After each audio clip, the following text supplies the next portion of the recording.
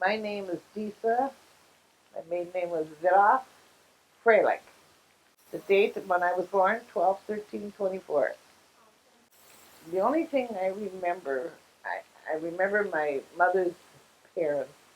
They came here when I was about 2.5, 2 years old. My grandfather came first, and then my grandmother came later. But I was around 3 or 4 years old. I did have a grandfather on my father's side that was in a nursing home of some sort. I didn't know, they didn't call it nursing home. And I remember my aunt coming and bringing him chicken soup, and he was paralyzed. And the chicken soup, the lotion, would catch on his beard. As far as my dad's mother, she was in a nursing home. She I loved dearly, and her name was Devorah. She's a very religious woman. She wore a wig, long dresses, like the old Orthodox Jewish women. She davened all the time. She'd stay over at night. And she'd stay over at night at our house and would say Shema Yisrael, and she'd say bless all the kids and everything. And I was always very impressed with that. The last words that she said was Mazel Tov. Jay was born and he lived to be 100. My dad went there and said that Deesa had a boy. And she said Mazel Tov. She had had a leg removed. And she lived another month because they were not sitting Shiva. There was Shloshim, for the Pidna Ben. It was still during Shloshim. So that's all I remember of her.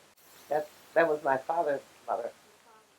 And my father's father was the one with the noodles on his chin.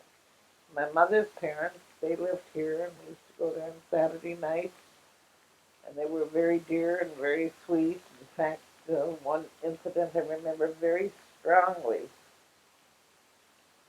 was I was walking up the steps to their house. They had steps, cement steps, Newton, and Jay was in my arms. He was a year old, and I slipped, and Jay's head fell against the edge of the step.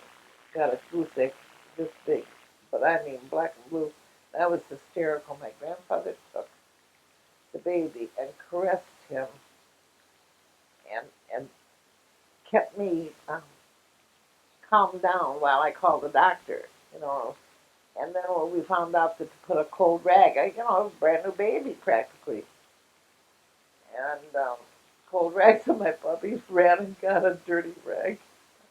Grandfather yelled at her, "Get a clean schmott." But she didn't know. She didn't know.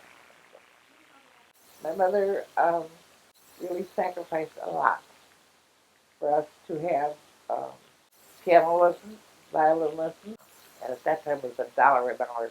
But I mean, it was sacrifice. We'd walk downtown when I first went to the sale, and then my brother took clarinet lessons. She got satisfaction out of it. We used to practice, and when she would be out of there, she'd know that we made a mistake.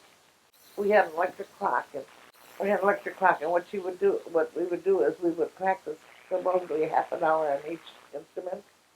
If she wasn't looking, what we would do is go and turn the clock and make it faster so that the time would go faster.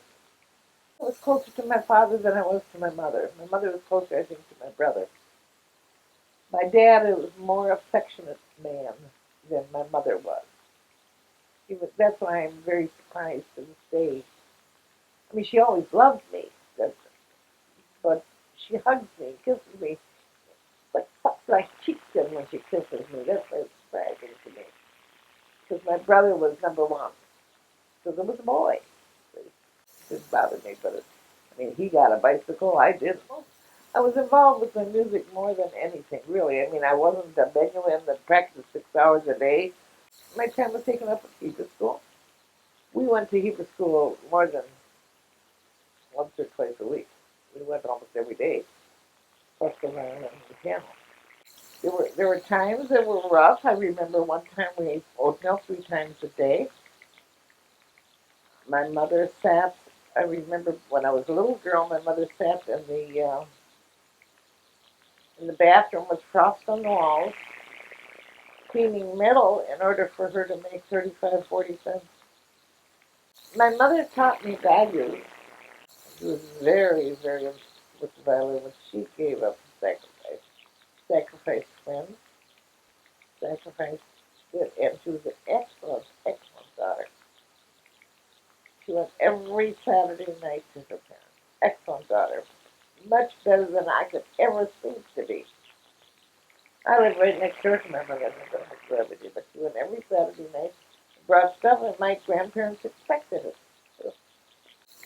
Because when I got married, I wanted a better dress, and my aunt influenced her to go buy a dress that was on sale in the Oval Room for $12, and wasn't the kind of dress that I liked. So, but I had to buy it anyhow because that was it. But I wanted to be somebody who's working in an office. I didn't want to be a professional violinist or anything. I had no desire for that. And I wanted to get married, have children. Not sure whether it was the dean or the women's dean. Called me to the office and said, "Why aren't you going to college?" I said, "What do you mean?" He said, "Well, you came out in the upper third of your class on your college aptitude test."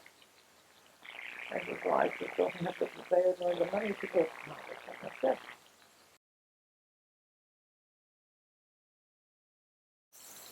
My children, their spouses, and their children, and hopefully someday their children. Really. One of them asked me last week, "Mother, do you want to be a great grandmother?" I says, "I can't wait."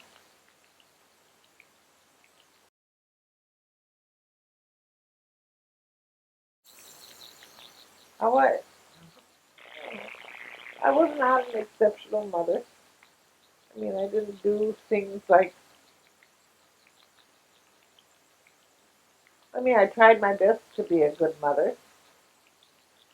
I tried to teach my children values. I tried. And I don't know how I want to be remembered. Deesa, Deesa.